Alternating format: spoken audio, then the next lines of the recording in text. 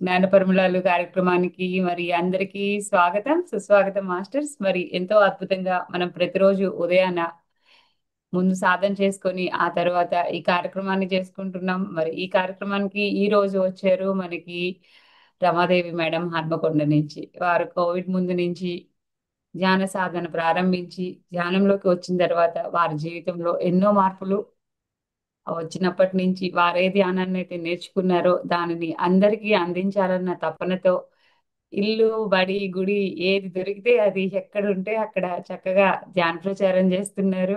మరి వారి పిల్లల ద్వారా విదేశాలకు వెళ్తే అక్కడ కూడా ధ్యాన ప్రచారం చేశారు. శక్తి పరిధి మేర శ్రమించండి అన్నదానికి ఉదాహరణగా మరి PSSM లో ఉంటూ ఎన్నో కార్యక్రమాల్లో పంచుకుంటున్నారు. వారి వంతు సహాయ సహకారాలు అందిస్తున్నారు. ఈ రోజు వారి యొక్క జ్ఞానాన్ని వారి మాటల్లో తీసుకుందాం. వెల్కమ్ మేడం, నమస్తే. నమస్తే మేడం. Please continue madam. నమస్తే మేడం. ముందుగా మన బ్రహ్మర్షి పితామహ పత్రిజీ గారికి, స్వర్ణమాల పత్రి మేడానికి నా ఆత్మ ప్రణామములు. నాకు ఈ ధ్యానాన్ని అందించిన గురువులు కూడా ఆత్మ ప్రణామములు. నేను ఫస్ట్లో ఆదిలాబాద్లో ఉండగా సహజ యోగ మెడిటేషన్ చేసేదాన్ని మేడం. మీకు తెలుసో లేదో మరి సహజ యోగ మెడిటేషన్ అనేది. ఉమ్. ఫస్ట్ సహజ యోగ మెడిటేషన్ చేసినాను ఇంకొన్ని రోజులు. తర్వాత ఓకే. మళ్ళీ మాకు కరీంనగర్ ట్రాన్స్ఫర్ అయిపోయినాక దాన్ని ఇంకా వదిలేసిన అన్నట్టు ఇక నేను ఇక ఆ సహజ యోగ మెడిటేషన్ని అక్కడ నాకు సంబంధించిన వాళ్ళు ఎవరు దొరకలేదు దానికి సంబంధించిన వాళ్ళు. ఇంకా దాన్ని వదిలేసినాక మళ్ళీ కరీంనగర్ నుంచి హన్మకొండకి ట్రాన్స్ఫర్ అయిపోయినాక ఈ మెడిటేషన్ అనేది నాకు అందింది కరోనా టైంలో. అది పావని మేడం క్లాస్కి ఒకసారి నేను జూమ్లో అటెండ్ అయినప్పుడు ఆ పావని మేడం క్లాస్లో బాగా కనెక్ట్ అయిపోయా అన్నట్టు. నేను కనెక్ట్ అయిపోయి ఆ రోజు నుంచి ఇంకా నేను కూడా ధ్యానం చెయ్యాలి అనే ఒక థాట్ పడిపోయింది నా మైండ్లో. పడిపోయి ఆ రోజు నుంచి ధ్యానం స్టార్ట్ చేశాను నేను కూడా. కరోనా కంటే ముందు వచ్చిన ఆ, అప్పుడు కూడా చాలా బాగా చేసేదాన్ని నేను ధ్యానం. కానీ ఆ ఆ ధ్యానం చేసే మూమెంట్లో హాస్టల్ ట్రావెల్ కూడా చేసేదాన్ని నేను. కానీ అది హాస్టల్ ట్రావెల్ అని నాకు తెలియదు అప్పుడు. తర్వాత తర్వాత అందరూ వాళ్ళ అనుభవాలు వీళ్ళ అనుభవాలు విన్నప్పుడు అది హాస్టల్ ట్రావెల్ అని తెలిసింది అన్నట్టు నాకు. తర్వాత ధ్యానంలోకి వచ్చిన ఒక 2-3 మంత్స్కే ధ్యాన మహాయాగం వచ్చింది.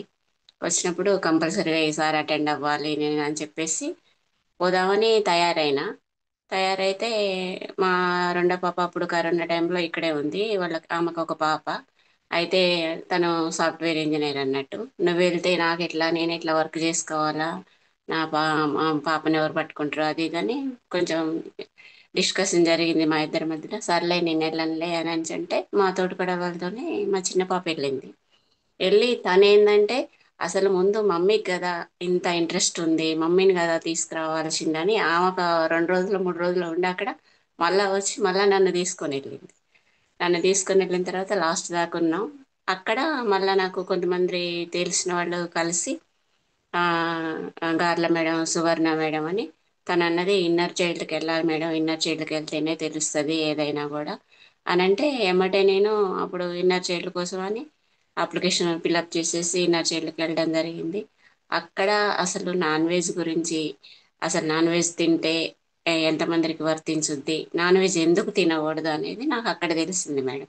8 మెంబర్స్కి వర్తించుద్ది అని తెలిసింది మేడం నాకు అక్కడికి వెళ్ళిన తర్వాత. క్లియర్ ఉందా మేడం? హలో. క్లియర్ మేడం, చక్కగా వినిపిస్తుంది. ఆ ఆ 8 మెంబర్స్కి వర్తించుద్ది అని తెలిసిన తర్వాత నేను రావడమే తోనే ఏం చేశానంటే ఇంట్లోకి రాగానే మా వారితోటి నేను ఈ రోజు నుంచి నాన్ వెజ్ వండను, తినను. మీరు నన్ను వండమని ఫోర్స్ చేయొద్దు, తినమని ఫోర్స్ చేయొద్దు అని చెప్పేసాను నేను.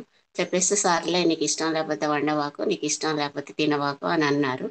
అబ్బా చాలా సంతోషం అనిపించింది. చాలా ఆ రోజు నుంచి నేను ఈ రోజు వరకు కూడా నాన్ వెజ్ అనేది ఆ, తినలేదు, వండలేదు కూడా మేడం. నేను ఆ రోజు నుంచి ఈ రోజు వరకు కూడా నేను ఆ, అల్లుళ్ళు వచ్చినా కూడా వండనని చెప్పేస్తున్నా. నేను మొహమాటం లేకుండా నేను వండను, నన్ను వండమని కూడా మీరు అడగొద్దు. అక్కడికి వెళ్ళినా కూడా నేను నార్వే యూఎస్కి వెళ్ళినా కూడా వాళ్ళు వండమని అడిగినా కూడా నేను వండను. ఇది తప్ప ఇంకేదైనా పని చెప్పండి కానీ చేస్తా, కానీ ఇది మాత్రం చెప్పబాకండి నాకు అని చెప్పేసిన నేను. సరేలే అత్తమ్మకి ఇష్టం లేదు ఇక వండదులేని వాళ్ళు కూడా ఒకసారి అడిగేసి అడగటం కూడా బంద్ చేసేసారు వాళ్ళు కూడా. ఇక ఇంట్లో నాన్ వెజ్ అనేది ఆ రోజు నుంచి ఈ రోజు వరకు వండేది లేదు, తినేది లేదు మేడం. చిన్నప్పటి నుంచి కూడా నాకు నాన్ వెజ్ అంటే కొంచెం ఇంట్రెస్ట్ అయిపోయేది మేడం. ఎందుకంటే ఏంది ఊకే ఈ నాన్ వెజ్ తినడం, ఏంది ఊకే ఈ చేపలు ఏంది, మటన్ ఏంది. మా ఇంట్లో బాగా తినేటోళ్ళు. మా డాడీ ఆ గవర్నమెంట్ ఎంప్లాయ్ అయినా కూడా మేము పల్లెటూర్లలో ఉండేవాళ్ళం కాబట్టి ఊకే ఎప్పుడు చూసినా మటను చికెను, ఇంట్లో కోల్డ్ ఉండేది. మటను చికెను ఫిష్ ఎప్పుడు ఉంటూనే ఉండేది. కానీ నా ప్లేట్ మాత్రం వేరే పెట్టుకునేదాన్ని మేడం. నేను ఆ రోజు ఇంట్లో నాన్ వెజ్ అన్న రోజు నా ప్లేట్ వేరే ఉండేది, నేను తినను అని చెప్పేసి. అంటే ఎందుకో మరి నాకు చిన్నప్పటి నుంచి కూడా అదంటే ఇంట్రెస్ట్ అనిపించకపోయేది. తర్వాత మ్యారేజ్ అయిపోయిన తర్వాత ఇక మా అత్తగారు మళ్ళా అదేంటి అసలే బక్కగున్నావు, ఇంకింతకంటే ఇంకా బక్కగున్నా నేను మ్యారేజ్ అయిన కొత్తలో.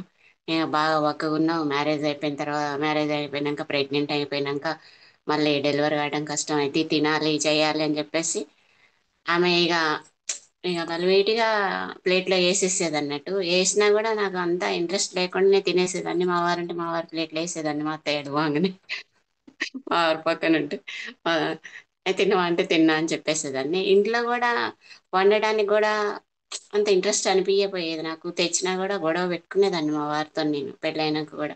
ఓకే ఇప్పుడు ఎందుకు తెచ్చినావు, ఇప్పుడు ఎవరు వండుతారు, నేను ఆల్రెడీ కూర చేసేసిన, మీరు ఈ టైం తెచ్చారేంది, అదేదని వండినా కూడా మార్నింగ్ ఏదో ఇంత తిన్నా అని అనిపించుకునేదాన్ని. నైట్కి మాత్రం నాకు అది తినాలని అనిపించకపోయేది మేడం. ఎందుకో ఫస్ట్ నుంచి నాకు అట్లనే అనిపించేది ఆ నాన్ వెజ్ అంటే ఇంట్రెస్ట్ అనిపించకపోయేది. అంటే మేము కోళ్ళతోటి మేకలతోటి గుడ్లతోటి అన్నిటితోటి ఆ ఉండేవాళ్ళం మేడం. మా డాడీ ఒక గవర్నమెంట్ ఎంప్లాయ్ అయినా కూడా మా ఇంట్లో అన్నీ ఉండేది. కోళ్ళు, గేదెలు, మేకలు అన్నీ ఉండేది. వాటిని అట్లా చూసుకుంటా వాటినే మనం పెంచి వాటినే మనం తినుడు ఏంది అనేది ఉండేది మేడం నాకు చిన్నప్పటి నుంచి కూడా. ఇక తర్వాత ఇక మొత్తానికి ఈ ధ్యానం ఒకటి నాకు వచ్చిన తర్వాత ఇంకా చాలా సంతోషం అనిపించింది. దాన్ని మొత్తానికి వదిలేసేసిన చాలా హ్యాపీగా ఉన్నా మేడం.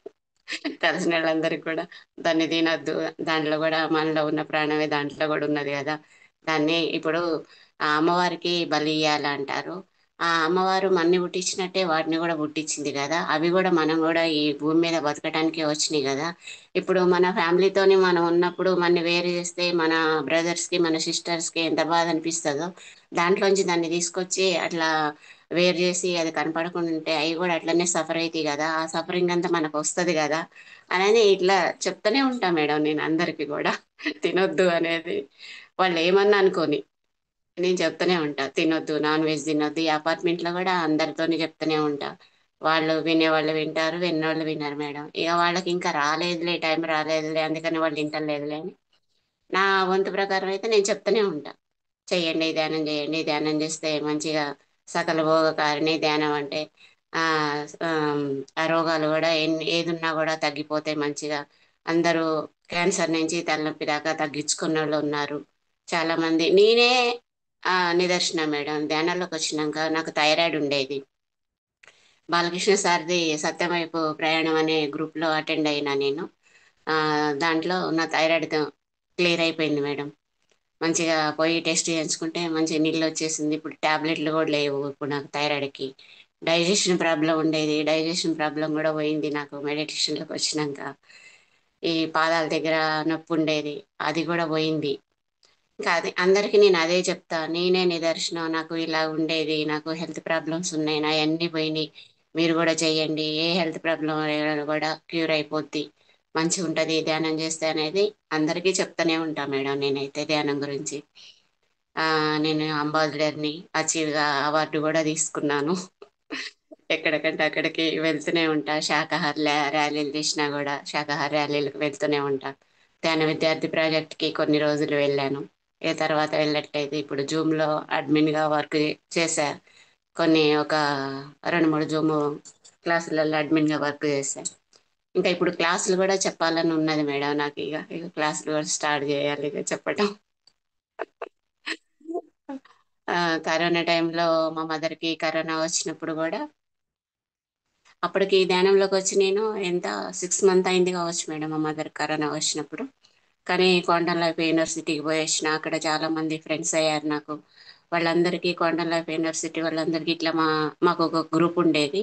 ఆ గ్రూప్లో ఇట్లా మా మదర్కి కరోనా వచ్చింది, మీరందరూ కొంచెం నాకు కొత్త కదా, ఏం తెలవట్లేదు అని వాళ్ళకి మెసేజ్లు ఇస్తే కూడా ఏం కాదు, మీ మదర్ క్యూర్ అయింది, ఏం కాదు, మీరేమీ ఆ, భయపడబాకండి అని వాళ్ళు కూడా సపోర్ట్ చేసిన వాళ్ళు కూడా ఉన్నారు మేడం, నాకు క్యూర్ నుంచి కూడా. తర్వాత మా మదరు 15 lakhs ఖర్చు అయినా కూడా ఆమె మెడిసిన్కి కాదు బతికింది, ఆమె మీరు సేవ చేయటం వల్ల బతికిందని ఖమ్మంలో శ్రీరక్ష హాస్పిటల్లో జాయిన్ చేస్తే ఆమె మిడిల్లో ఉండేది మేడం. అటు 10 members ఇటు 10 members ఉన్నారు. ఆ 10 members డెడ్ అయ్యారు, తను మాత్రం బతికింది. అప్పటికి తనకి 75 years మేడం, తనకి మా మదర్కి. కానీ మా సిస్టరు నేను మాత్రం ఆమెని బతికించుకోవాలి అని ఒక తాటుతోటి, అది కరోనా వార్డ్ అనేది కూడా మర్చిపోయినాం మేడం మేము. ఆమెకి తినిపించడం, తాపీయటం, ఇట్లా డ్రెస్ చేంజ్ చేయటం. మళ్ళీ మా బ్రదర్ది ఇల్లు ముస్తాఫా నగర్లో ఉండేది. అక్కడి నుంచి మార్నింగ్ 9 వరకల్లా ఆమెకి అక్కడ ఫుడ్ కూడా పెట్టనీయపోయేవాళ్ళం మేము. అక్కడ ఫుడ్ పెడితే ఈమె క్యూర్ కాదని చెప్పేసి ఇంటి దగ్గర నుంచే మిల్లెట్స్ వండుకొని ఆమెకి మార్నింగ్ జ్యూస్ చేసుకొని 9 వరకల్లా ఆమె దగ్గరికి వచ్చేసేవాళ్ళం. ఆమె ఇప్పుడు తినను అని అన్నా కూడా ఆ చెట్ల కింద ఉండి మళ్ళా కొద్దిసేపు అయిపోయిన తర్వాత మళ్ళా తినిపించి మళ్ళా వెళ్ళి మళ్ళా మధ్యాహ్నం మళ్ళా నైట్కి 3 times తిరిగేవాళ్ళం మేడం మేము హాస్పిటల్కి, శ్రీరక్ష హాస్పిటల్కి. తర్వాత వన్ 1 week తర్వాత మా బ్రదర్కి కూడా వచ్చింది. అటు మా బ్రదర్ని ఇంట్లో, ఇటు మా మదర్ని, ఇద్దరం మా సిస్టర్ నేను ఇద్దరం చూసుకున్నాం. చాలా గ్రేట్ అనిపించింది మేడం మాకు అప్పుడైతే. అది మళ్ళీ తర్వాత లాక్డౌన్ అయినా ఆటోలు కూడా లేవు మేడం. ముస్తాఫా నగర్ నుంచి బస్ స్టాండ్ దగ్గర ఉంటుంది హాస్పిటల్, నడుచుకుంటూ వచ్చేవాళ్ళు మేడం. మేము 3 times కూడా నడుచుకుంటూ వచ్చేవాళ్ళం, మా సిస్టర్ నేను ఇద్దరం కలిసి. అసలు ఫుడ్ కూడా చక్కగా తీసుకోబుద్ధి కాకపోయేది. మా మదర్ ఎట్లున్నదని, మా ఫాదర్ చనిపోయి 6 months అయింది అప్పటికి. మా మదర్కి ఇట్లా అయింది ఏంది, ఇప్పటికే ఫాదర్ని పోగొట్టుకున్న ఆ థాట్లో నుంచే ఇంకా బయటికి రాలేదు మేము. మా మదర్కి వచ్చింది ఏంది అని చాలా సఫర్ అయినాం మేడం. మేమైతే ఫుడ్ కూడా చక్కగా తీసుకుపోయేవాళ్ళం, కానీ మా మదర్ని బతికించుకోవాలనే ఒక ఆశ మాత్రం ఉండేది మాకు. కానీ మా మదర్ మాకు చాలా బతికింది, చాలా గ్రేట్ అనిపించింది మాకు. నాకైతే అప్పుడు ఇక ధ్యానం మీద బాగా నమ్మకం కుదిరింది. మా ఇంట్లో పిల్లలకు కూడా మా చిన్న పాప చేస్తుంది, మా రెండో పాప చేస్తుంది, మా సారు కూడా ఇప్పుడిప్పుడే చేస్తున్నారు. ఇంకా బాగా రాలేదు ఇంకా, అంటే ఒక 1 year అయిపోయింది. కానీ ఇంకా మొన్న ధ్యానం యజ్ఞానికి కూడా వచ్చారు తిరుపతి, నాతో పాటు 1 week ఉన్నారు. కాస్మిక్ వ్యాలీకి వచ్చారు మొన్న మేడం బర్త్డేకి, ఆడ కూడా ఒక 2 days ఉన్నారు. కానీ ఇప్పుడిప్పుడే స్టార్ట్ అవుతున్నారు. ఇక తను కూడా చెయ్యాలని, ఇక నా ఫ్యామిలీ అంతా కూడా శాకాహారులు కావాలి. ఈ భూ ప్రపంచం మీద ఉన్న వాళ్ళందరూ కూడా ధ్యానులుగా జ్ఞానులుగా శాకాహారులు కావాలని నా ధ్యేయం మేడం. నేనే దేవుడికి ఎక్కడికన్నా వెళ్ళి దండం పెట్టినా, ఎక్కడన్నా ఏదైనా చేసినా, మెడిటేషన్ చేసినా కూడా ముందు ఇదే వస్తుంది మేడం నా దగ్గర. ముందు కుటుంబ సభ్యులు, తర్వాత ఈ లోకం మీద ఉన్న ప్రజలందరూ ధ్యానులుగా జ్ఞానులుగా శాకాహారులుగా కావాలనేదే ఉంటది మేడం నా కోరిక. ఇంతే మేడం నా అనుభవాలు. ఇంకా ఏమున్నాయంటే ఇక మా ఒక పాప, ముగ్గురు పాపలు, మాకు ముగ్గురికి మ్యారేజెస్ అయిపోయినాయి. మ్యారేజెస్ కూడా నేను ధ్యానంలోకి రాకతలకే అయిపోయినాయి. కానీ వాళ్ళ పిల్లలు మాత్రం నేను ధ్యానంలోకి వచ్చినాక యుఎస్ పాపకు ఒక పాప పుట్టింది, నార్వే పాపకు ఒక పాప పుట్టింది. ఆమె నార్వే పాప కూడా బాగా గ్రేట్ మాస్టరే, తను కూడా బాగా ధ్యానం చేస్తుంది. ఆ పాప కడుపులో ఉన్నప్పుడు దివ్య మాతృత్వం అనే మెడిటేషన్ చేసిండ్రు వాళ్ళ హస్బెండ్ అయినా ఆమె ఇద్దరు కలిసి. ఆ పాప కూడా ఇప్పుడు చాలా యాక్టివ్ ఉంటుంది మేడం, బాగా. సీత తన పేరు, చాలా యాక్టివ్ పర్సన్.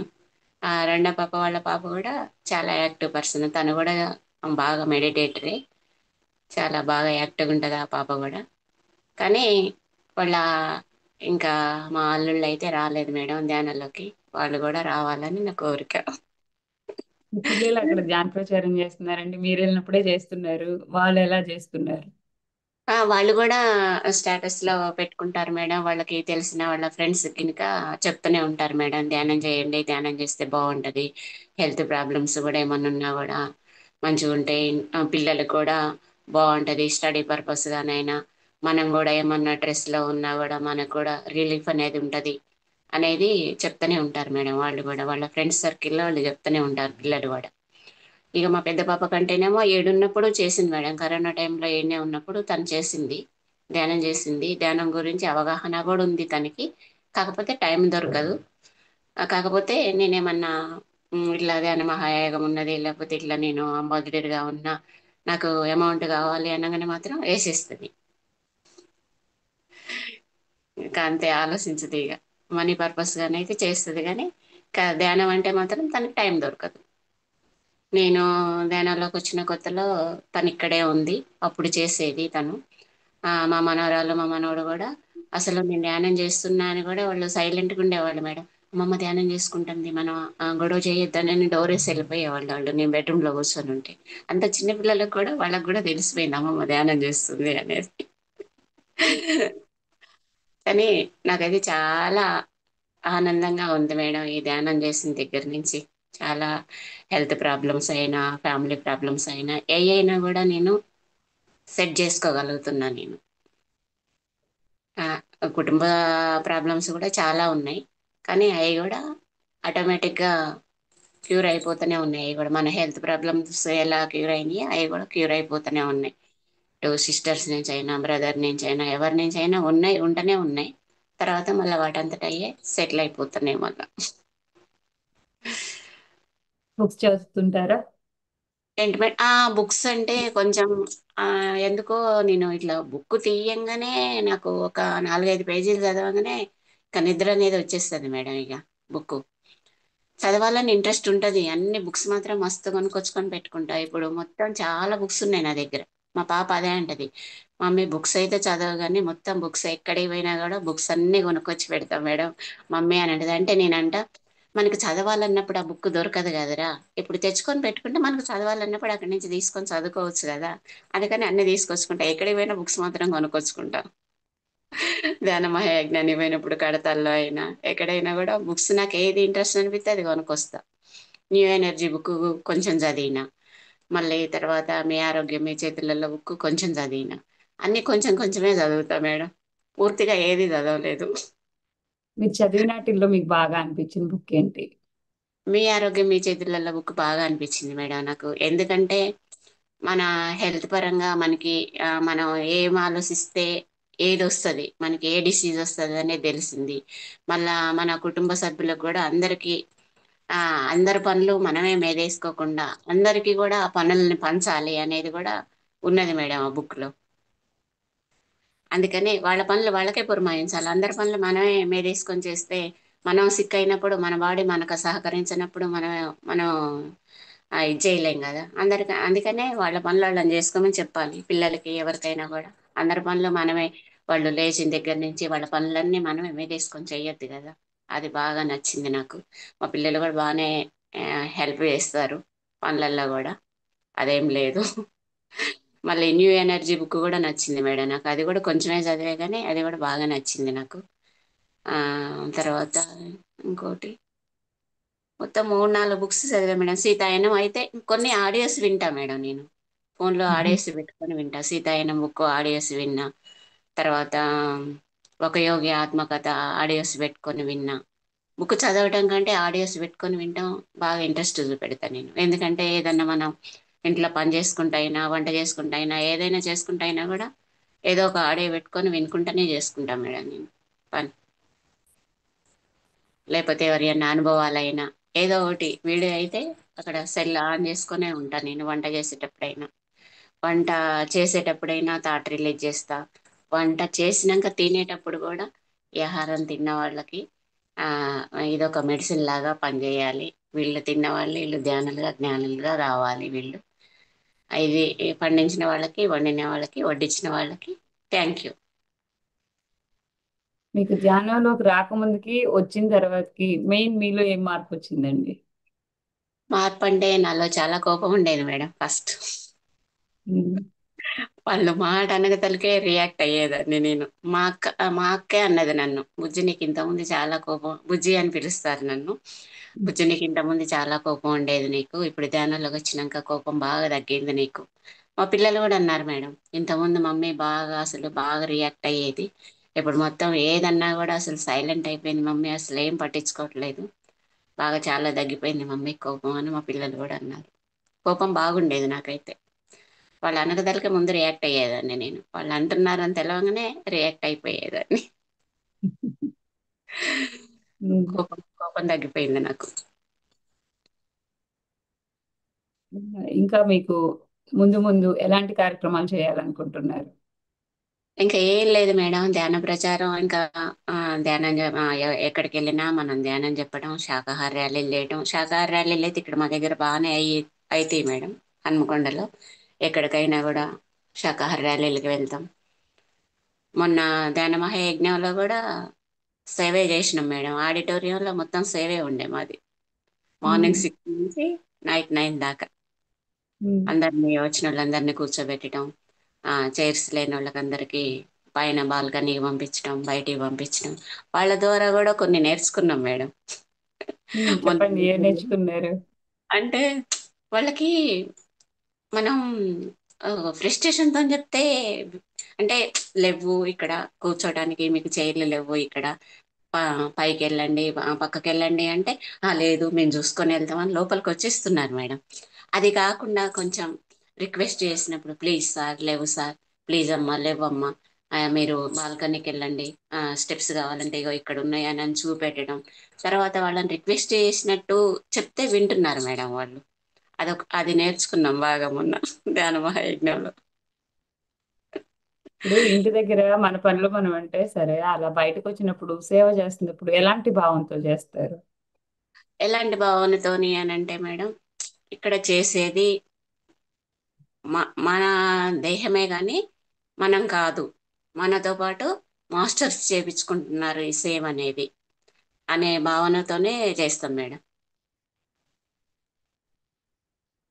ఇప్పుడు శాకాహారాలకి వెళ్ళినా కూడా మనం స్లోగన్స్ చెప్తా ఉంటాం కదా మేడం.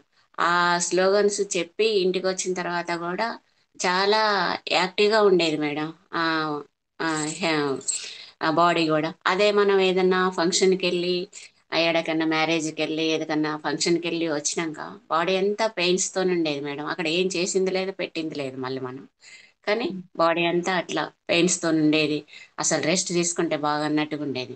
కానీ ఈ ధ్యానానికి, ధ్యాన ప్రచారానికి వెళ్ళినా, ధ్యాన విద్యార్థికి వెళ్ళినా, శాకాహార ర్యాలీలకి వెళ్ళినా, మొన్న అంతగనంగా ధ్యాన మహాయజ్ఞంలో ఈవినింగ్ మార్నింగ్ 6 నుంచి నైట్ 9 దాకా నిలబడి ఉన్నా కూడా ఇట్లా కాళ్ళు ఇట్లా లాగిని అనే మాట లేదు మేడం అసలుకి. ఎంత మళ్ళా తెల్లారు లేవగానే ఎంత యాక్టివ్గా అయిపోయేదో మళ్ళీ బాడీ అయితే అసలు. కానీ అదే మన పర్సనల్ వర్క్కి, ఏదికన్నా మనం ఫంక్షన్లకి అటు ఇటు వెళ్తే మాత్రం మన బాడీ అంతా కోలాప్షన్ అయిపోద్ది మేడం. నేను ఇది మాత్రం బాగా గ్రహించిన. ఓకే. మీకు ఉమ్. అసలు ముందు ధ్యానంలోకి రావటానికి ముందు ఏది ప్రేరణ అనిపించింది? నాకు అంటే ఏది ముందు సహజ యోగంలో ఉండటం వలన, లేకపోతే ఏదైనా సంఘటన తర్వాత మీలో మార్పు వచ్చిందా? అంటే సంఘటన తర్వాత అంటే చెప్పే కదా మేడం, నాకు బాగా టీవీ అంటే ఇంట్రెస్ట్. అసలు రిమోట్ కూడా పిల్లలకి ఇచ్చేదాన్ని కాదు నేను. వాళ్ళు సండే రోజు కూడా సినిమా చూస్తా అంటే కూడా రిమోట్ ఇచ్చేదాన్ని కాదు. సినిమా లేదు ఏం లేదని అనుకుంటా నా దగ్గర పెట్టుకునేదాన్ని. ఆ రిమోట్ కోసం పిల్లలతో గొడవ కూడా ఏది మేడం నాకు. అలాంటిది నాకు ధ్యానం తెలిసిన తర్వాత అసలు ఆ టీవీ రిమోట్ ఎక్కడుందో తెలియదు, ఎవరి దగ్గర ఉందో తెలియదు, ఏం తెలియదు. ఆ రిమోట్ గురించి పట్టించుకునేదాన్ని కాదు నేను. వచ్చిన కొత్తలోనైతే బాగా అసలు 7:30 8 వరకల్లా తినేయటం, మంచిగా బెడ్రూమ్లో పోవటం, డోర్ పెట్టుకోవటం. ఇంకా అసలు ఎంతసేపు చేసింది అనేది కూడా తెలియకపోయేది మేడం నాకు. అసలు ఆ ధ్యానం కూడా నైట్ ఒకసారి టైం చూస్తే 1:30 2 కూడా అయ్యేది. ఆ, ఏంది ఇప్పటిదాకా కూర్చున్నానని, నేను ఇప్పుడే కూర్చున్నా అన్నట్టుగా అనిపించింది కదా నాకు అని అనిపించేది. అప్పుడు హాస్టల్ ట్రావెల్ కూడా చేసినా కానీ నేను అది హాస్టల్ ట్రావెల్ అనేది కూడా నాకు తెలియదు. ఎక్కడికెక్కడికో వెళ్ళేది నా బాడీ అంతా. తిరిగి తిరిగి వచ్చేది కొండలల్లో, గుహలల్లో, ఆడేడ తిరిగి వచ్చేది. తర్వాత మళ్ళీ వచ్చేదాన్ని. ఏంది ఇప్పటిదాకా నేను ఏడికి పోయేసిన, ఏందో కొండలు గుట్టలు అన్ని కనిపించినాయి, అది ఏందని అని అనుకునేదాన్ని. కానీ తర్వాత తెలిసింది అది హాస్టల్ ట్రావెల్ అని. తర్వాత నేను ధ్యానంలోకి వచ్చిన తర్వాత కూడా బాగా అందరి వీడియోస్ చూడటం స్టార్ట్ చేసిన మేడం. దీప్తి నాదేళ్ల మేడంది, ఆనంద బుద్ధ సారి, ఇంకా చాలా మంది గ్రేట్ గ్రేట్ మాస్టర్స్ అందరి వీడియోస్ చూడటం స్టార్ట్ చేసిన అన్నట్టు నేను. అసలు ఏంటి ధ్యానం అంటే ఏంటి, ఎందుకు చేయాలి ఈ ధ్యానం అనేది చూసిన తర్వాత అందరు వాళ్ళ వాళ్ళ అనుభవాలు చెప్తుంటే అప్పుడు తెలిసింది అన్నట్టు నాకు. అంటే ధ్యానం అంటే ఇట్లున్నది అన్నట్టు. అందుకనే చేయాలి అని. ఈ ధ్యానం చేస్తే చాలా బెనిఫిట్స్ ఉన్నాయి. ఇప్పుడు మనం ఏదన్నా డిసీజ్ వచ్చినప్పుడు మన ఆరోగ్యము ఖరాబ్ అవుతుంది. మన ఆర్థిక ఇబ్బందులు వస్తున్నాయి. మన డబ్బులు ఖర్చు అయ్యి హాస్పిటల్కి పోయినప్పుడు ఈ శ్వాస మీద ధ్యాస పెట్టడం వల్ల మనకి ఇన్ని బెనిఫిట్స్ ఉన్నాయి కదా. ఈ డబ్బు ఖర్చు కావట్లేదు మనకి, ఈ ఆరోగ్యము మంచిగా ఉంటుంది, ఆర్థిక ఇబ్బందులు లేవు. ఇంట్లో మళ్ళా ఒక మహిళ పడుకున్నదంటే ఆ ఇంట్లో చాలా ప్రాబ్లమ్స్ కూడా వస్తుంటాయి కదా మేడం. లేవాల అవును. పొద్దున్నే పనులు చేయకుండా ఉంటే వాళ్ళకి ఇంకా కోపాలు కూడా వస్తుంటాయి కదా, గొడవలు కూడా అవుతుంటాయి కదా. అవును. దానివల్ల అయితే ధ్యానం వల్ల చాలా బాగానే ఉంది, ఇది చేయొచ్చు ధ్యానం అని. ఇంకా నేను ఇక బాగా చేయటం స్టార్ట్ చేసింది మేడం. అందరి అనుభవాలు వింటాం, చేయటం, గంటలు గంటలు కూర్చోవటం, మార్నింగ్ ఈవినింగ్ గంటలు గంటలు కూర్చోవటం స్టార్ట్ చేశా. ఇప్పుడు కూడా మార్నింగ్ ఈవినింగ్ కంపల్సరీగా చేస్తూనే ఉంటాను మేడం. నేను మినిమం 1 అవర్ వేస్తా, మార్నింగ్ 1 అవర్, ఈవినింగ్ 1 అవర్ వేస్తా. ఏమన్నా జూమ్ క్లాసులు ఉంటే కూడా ఇప్పుడు సారీ ఇన్నర్ జైళ్ళు, సత్యం వైపు ప్రయాణం అన్ని సార్ ఏది పెట్టినా కూడా, బాలకృష్ణ సార్ ఏది పెట్టినా కూడా కంపల్సరీగా దాంట్లో అటెండ్ అవుతాను నేను. నా హెల్త్ ప్రాబ్లమ్స్ మాత్రం చాలా క్యూర్ అయినాయి.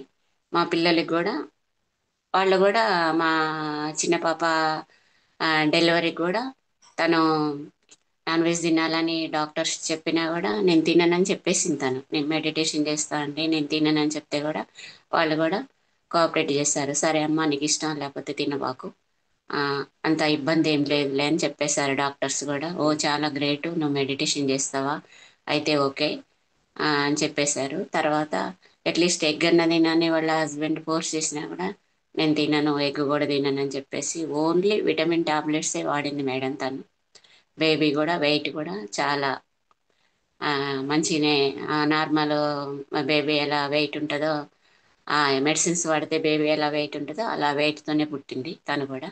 చాలా యాక్టివ్ పర్సన్ తను కూడా. వాళ్ళమ్మ కడుపులో ఉన్నప్పుడే బేబీకి అన్ని చెప్పేసేది. ఇప్పుడు మనం హాస్పిటల్కి వెళ్తాం మనం, ఇప్పుడు అక్కడ ఒకలా లేట్ అయిద్ది, నువ్వేమీ భయపడబాకు, వాళ్ళు నన్ను టెస్ట్ చేసేటప్పుడు కూడా నీకేమన్నా ఇబ్బంది కలిగినా కూడా ఏం కాదు నీకని మొత్తం అన్ని మాట్లాడుకునేది వాళ్ళమ్మ. ఇప్పుడు బయటకు వచ్చిన తర్వాత కూడా ఆ బేబీకి పోలియో డ్రాప్స్ కోసం కనుక వెళ్ళినా కూడా, ఇప్పుడు మనం పోలియో డ్రాప్స్ కోసం వెళ్తున్నామని 2 రోజుల ముందు నుంచే ప్రాక్టీస్ చేపిస్తుంది ఆ బేబీకి వాళ్ళమ్మ. మనం పోలియో డ్రాప్స్కి వెళ్తాం, ఇంకా 2 డేస్లో పోలియో డ్రాప్స్కి వెళ్తాం, అక్కడ ఒకవేళ లేట్ అయింది లేకపోతే డాక్టర్స్ నీకు ఇంజెక్షన్ చేసేటప్పుడు ఏం కాదు, నువ్వేం భయపడవద్దు అని అన్నీ చెప్తా ఉంటుంది వాళ్ళ మదర్ తనకి. బాగుందండి. ఆ అయితే బేబీ ఇంకా మీ పిల్లలు చెప్పండి. ఆ బేబీ కూడా అన్ని వింటూనే ఉంటది మేడం. మనం ఏం చెప్పినా కూడా అన్ని వింటూనే ఉంటది, అన్ని ఆలోకిస్తూ ఉంటది అన్నట్టు. ఆ చిన్నప్పటి ఉమ్. నుంచి ఆమెకి అది వచ్చేసింది ఆమెకి. ఆటోమేటిక్ గా అమ్మమ్మ ధ్యానం చేస్తుంది, అమ్మ ధ్యానం చేస్తుంది, పొట్టలో ఉన్నప్పటి నుంచి కమ్యూనికేట్ చేస్తున్నారు. అవునవును మేడం. ఉమ్. తన పేరు కూడా సీత. ఫస్ట్ నుంచే వాళ్ళ హస్బెండ్ కి కొంచెం రాముడు సీత అంటే కూడా బాగా ఇంట్రెస్ట్. అయితే అమ్మాయి పుడితే నేను సీత అని పేరు పెట్టుకుంటా అని వాళ్ళ హస్బెండే అన్నారంట. ఓకే అని ఓ. తను కూడా అన్నారు. అమ్మ సీత అయిన బుక్ కూడా చదివింది ప్రెగ్నెంట్ తో ఉన్నప్పుడు. అనుకున్నట్టే వాళ్ళకి బేబీ పుట్టింది, సీత అని పేరు పెట్టుకున్నారు వాళ్ళు. పత్రి సార్తో ఏమైనా మీకు సార్ని కలవటం, సార్ దగ్గర నుంచి ఏదైనా మెసేజ్ తీసుకోవటం అలాంటిది ఉందండి? సార్ని నేను 2 టైమ్సే కలిసా మేడం. ఫస్ట్ ధ్యానంలోకి వచ్చినాక, ధ్యాన మహాయజ్ఞానికి వచ్చినప్పుడు కలిసా. ఓన్లీ ఇట్లా సార్ కార్లో పోతుంటే సెకండ్ ఇచ్చా అంతే, కళ్ళల్లో కళ్ళు పెట్టి చూశారు. తర్వాత ఇన్నర్ చైల్డ్కి వెళ్తే వికారాబాద్లో చూసా. 2 టైమ్సే చూసా మేడం. ఇంకా చూసే ఛాన్స్ నాకు రాలేదు ఇక, సార్ను చూసే ఉమ్. ఛాన్స్ లేదు. అదే చాలా ఇప్పుడే అదే బాధ ఉన్నది నాకు. అందరూ చాలా ఆ, ట్రెక్కింగ్ చేశారు సార్ తోటి, చాలా మెసేజ్లు తీసుకున్నారు. కానీ నేను ఆ, అప్పటి నుంచి లేను కదా అనే ఒక బాధ అనేది ఉన్నది నాకు. అది ఇప్పుడు ఆ, కూడా మనం ఆ సార్ ఎనర్జీతోనే ఇన్ని పనులు చేసుకోగలుగుతున్నాం. మళ్ళీ అది కూడా అనిపిస్తుంది. మళ్ళీ చూడని వాళ్ళు మా పాప అంటది, కనీసం నువ్వు 2 టైమ్స్ అయినా చూసినావు. మా రెండో పాప బాగా ఫీల్ అవుతా ఉంటది అన్నట్టు. పత్రి సార్ ఉన్నప్పుడు నేను ధ్యానంలోకి రాలేదు, పత్రి సార్ని చూడలేదు, కనీసం మీరు 2 టైమ్స్ అన్నా చూశారు. మా చిన్న పాప ఒకసారి చూసింది, నాతో పాటు ధ్యాన మహాయజ్ఞానికి వచ్చింది. అయితే ఇట్లా కార్లో పోతుంటే అందరూ సెకండ్ ఇస్తుంటే, అందరు సెకండ్ ఇస్తున్నారు, గౌతమి గౌతమి అన్నట్టు తన పేరు, అందరు సెకండ్ ఇస్తున్నారు, ఇట్లా నిలబడతారు కదా మేడం సార్ వెళ్తుంటే, నిలబడదా రారా అన్న నేను. అంటే ఏంది సెకండ్ ఏంది ఇచ్చేది, ఏ నేను ఇయ్యను సెకండ్ అని అన్నది మేడం. అని నేను ఇస్తుంటే మళ్ళీ ఆటోమేటిక్గా తను వచ్చి నా దగ్గర పక్కన నిలబడి సార్కి సెకండ్ ఇచ్చేసింది మేడం తను. ఉమ్. తర్వాత అంటే ఏమైనా చెప్పిందా తను మరి మీ అమ్మాయి? ఆ చెప్పింది మేడం. అసలు ధ్యాన మహాయజ్ఞానికి పోయి అక్కడి నుంచి రాలేకపోయినా నేను, బాగా ఫుల్ ఎనర్జీ ఉంది అసలు. ఆ పిరమిడ్ లో కూడా అసలు సార్ దగ్గర కూడా చాలా ప్రేమతత్వం ఉంది అసలు. సార్ ఇంతమందిని ధ్యానం చేస్తున్నారంటే అసలు సార్ దగ్గర అంత ప్రేమతత్వం ఉండబట్టే ఇంత ఘనంగా ధ్యానం చేస్తున్నారు అందరూ. ఇన్ని హెల్త్ ప్రాబ్లమ్స్ కూడా క్యూర్ అవుతున్నాయి. తను ఒక డాక్టర్ కాబట్టి తను కూడా అన్ని గ్రహించగలిగింది మేడం. మస్తు అక్కడి నుంచి రావడానికి కూడా ఫుల్ బాధపడ్డది ఆమె. ఫస్ట్ ధ్యాన మహాయజ్ఞానికి వెళ్ళినప్పుడు. మళ్ళీ రెండోసారి పోయినసారి కాక అంత ముందు పోయినసారి ధ్యాన మహాయజ్ఞానికి వచ్చింది తను. ఒక 5 డేస్ ఉంది. 5 డేస్ ఐడి కార్డ్స్ దగ్గర సేవ చేసింది తను. నేనేం సారు శక్తిస్థల్లో ఎప్పుడు వెళ్ళినా సేవే ఉంటుంది మేడం నాది అక్కడ ధ్యాన మహాయజ్ఞంలో. శక్తిస్థల్లో సారు శక్తిస్థల్లో నన్నా లేకపోతే ఇంకెక్కడన్నా ఆ 11 రోజులు ఉన్నా కూడా 11 రోజులు సేవే ఉంటుంది మాది అక్కడ. తను ఒక 5 రోజులు చేసి వచ్చేసింది. ఐడి కార్డ్స్ రాసి వచ్చేసింది. తన బర్త్డే ఉండే December 26.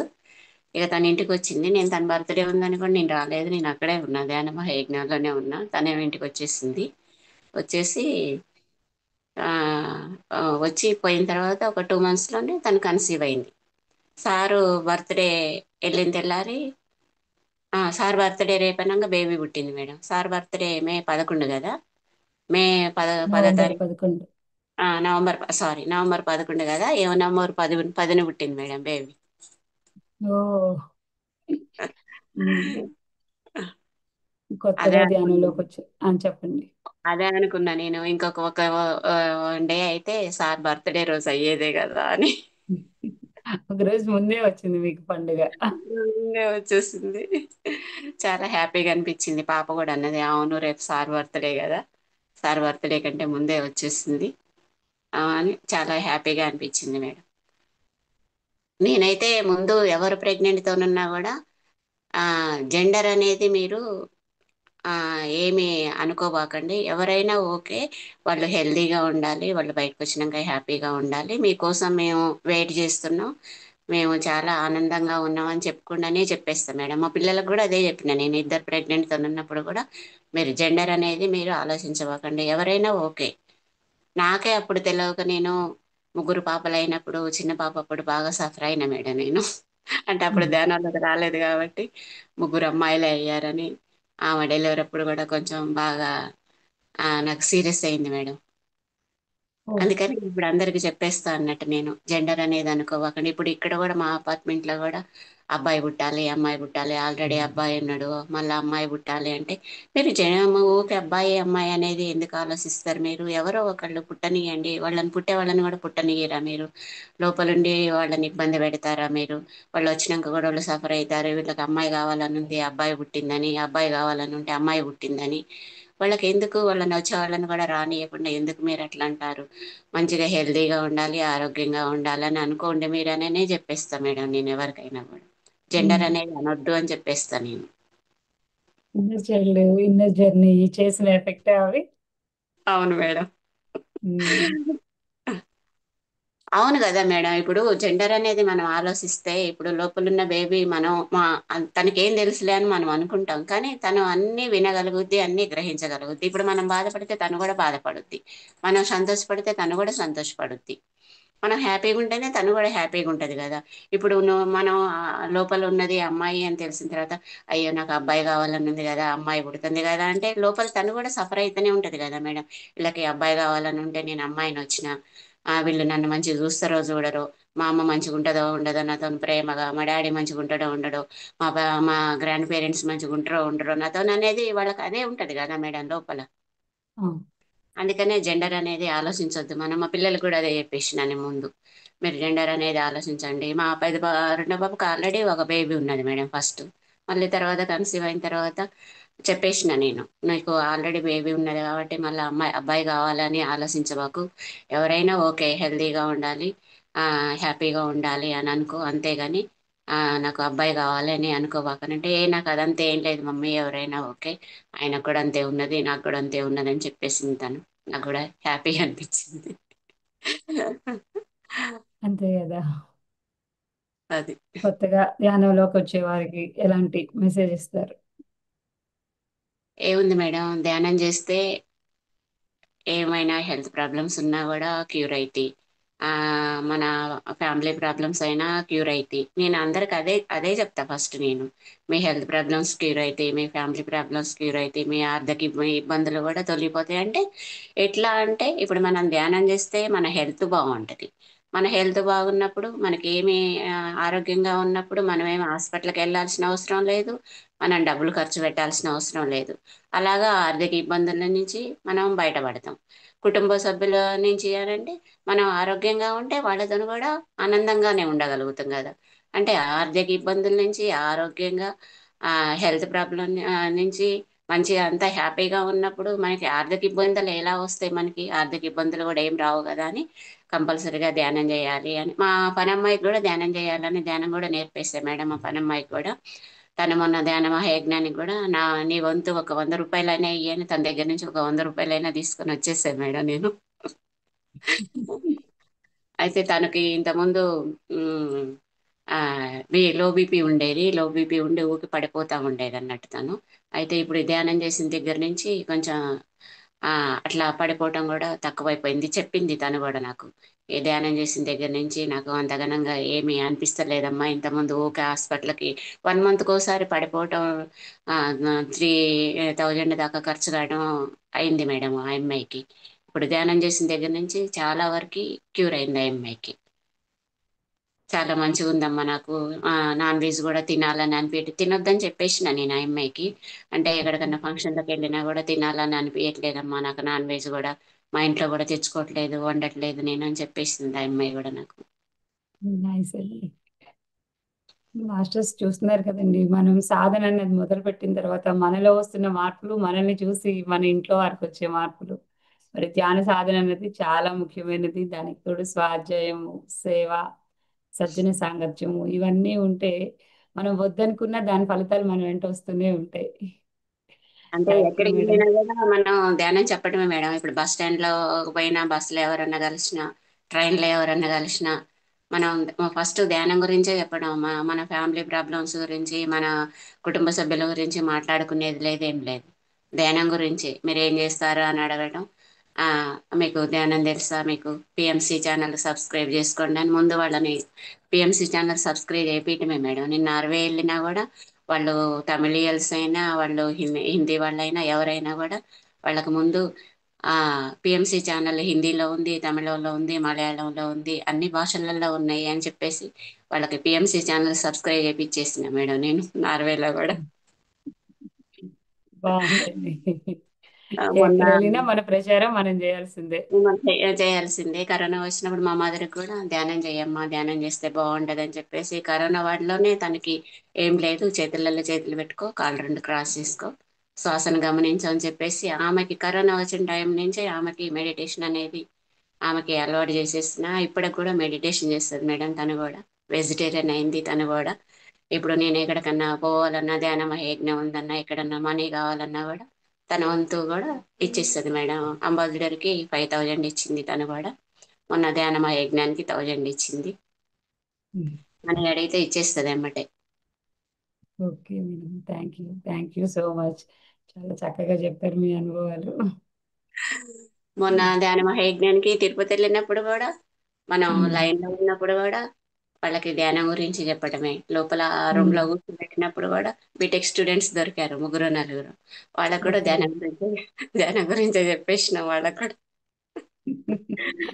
సింపుల్ గా ధ్యానం అంటే శ్వాస మీద ధ్యాస. అవును, అంతే. ఉమ్, ఉమ్, స్టడీ పర్పస్ గా కూడా చాలా బాగుంటది. మీరు చదివినవి అన్ని కూడా మీకు మైండ్ లో ప్రింట్ అయిపోతాయి. ఆ మీకు చాలా మంచిగా ఉంటది అని వాళ్ళకి చెప్పటం. మీకు కోపం ఉన్నా కూడా కోపం తగ్గుద్దని చెప్పటం. అన్ని వాళ్ళకి స్టూడెంట్స్ కి ఎలా చెప్పాలి, గృహిణులకి ఎలా చెప్పాలి. ఇప్పుడు ఒక గృహిణి ధ్యాని అయితే ఆ ఇల్లంతా కూడా చాలా హ్యాపీగా ఉంటది కదా మేడం. అవును. స్టూడెంట్స్కి ఎలా చెప్పాలి, గృహిణులకి ఎలా చెప్పాలి అనేది, ఎవరికి ఎలా చెప్పాలనేది అలా చెప్పాలనేది అలా చెప్పుకుంటూ వస్తుంటాం మేడం మేము. వాళ్ళకేమో స్టడీ పర్పస్గా, వీళ్ళకేమో ఆరోగ్యపరంగా. నువ్వు ఆరోగ్యంగా ఉంటే నీ ఇంట్లో ఉన్నోళ్ళు కూడా ఆరోగ్యంగా ఉంటారు కదా.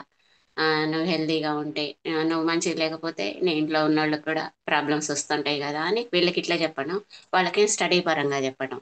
మీరు మంచిగా చదువుకుంటే మీకు అన్నీ ఆ, గుర్తుండిపోతాయి. మీరు ఎగ్జామ్ రాసేటప్పుడు కూడా మీకు అన్నీ గుర్తొస్తూ ఉంటాయి. మీరు ఎగ్జామ్ కూడా చాలా మంచిగా రాయగలుగుతారు. ఏమన్నా జాబులు చేసేటోళ్ళుంటే ఏమన్నా స్ట్రెస్ ఉన్నా పోద్ది. మీరు కనీసం ఒక 10 మినిట్స్ అయినా చేయండి. మార్నింగ్ 10 మినిట్స్ చేయండి. నైట్ కంటే ఇక ఫుల్ టైం ఉంటుంది. మార్నింగ్ అంటే మీకు ఆరాటం ఉంటుంది కాబట్టి నైట్కి అయితే పడుకునేటప్పుడు ఫుల్ టైమే ఉంటుంది కదా మీకు. ఇంకా అప్పుడు మీ వయసు ఎంతో అంత చేయండి. ఫస్ట్ మీ వయసు ఎంత అంత చేసిన తర్వాత సాధన పెంచుకుంటూ పోండి అని వాళ్ళకి అట్లా మోటివేషన్ చేస్తూ ఉంటాం మేడం. నైస్ అండి, నైస్. మాస్టర్స్ ఎవరైనా మేడం తో మాట్లాడాలంటే హ్యాండ్ రైజ్ చేయొచ్చు.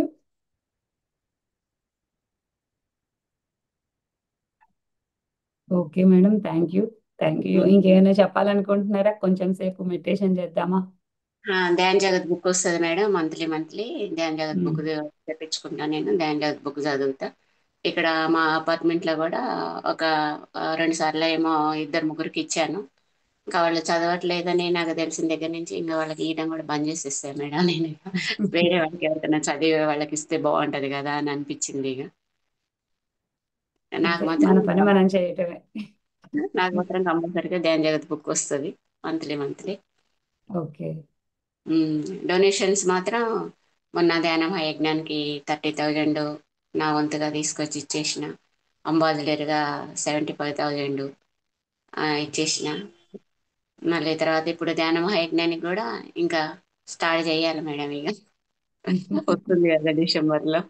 పత్రిజీ ధ్యాన మహాయాగానికి రెడీ అవ్వాలి అందరూ. అవును, ధ్యాన మహాయాగానికి రెడీ అవ్వాలి ఇక. డొనేషన్స్. మళ్ళీ తర్వాత Yes. మేము స్టేజ్ మీద కూడా కోలాటం వేద్దాం అనుకుంటున్నాం. ఆ పాటలు కూడా ప్రాక్టీస్ చేయాలి. మొన్న కాస్మిక్ వ్యాలీలో కూడా వేసాం మేడం, మేడం ఓ, బర్త్డేకి. ఓకే. సరోజ మేడం బర్త్డేకి అవును. రవికిలు తిలక రారా అనే సాంగ్కి కోలాటం వేసాం మేడం. చాలా హ్యాపీగా ఫీల్ అయింది మేడం. కాలు ఫ్రాక్చర్ అయి ఉంది కదా. అయితే అవును. మేడం ఎంజాయ్ చేయలేదు కాబట్టి మేము ఎంజాయ్ చేసినాం కాబట్టి నేనే ఎంజాయ్ చేసిన అంత ఫీలింగ్ వచ్చేసింది నాకు.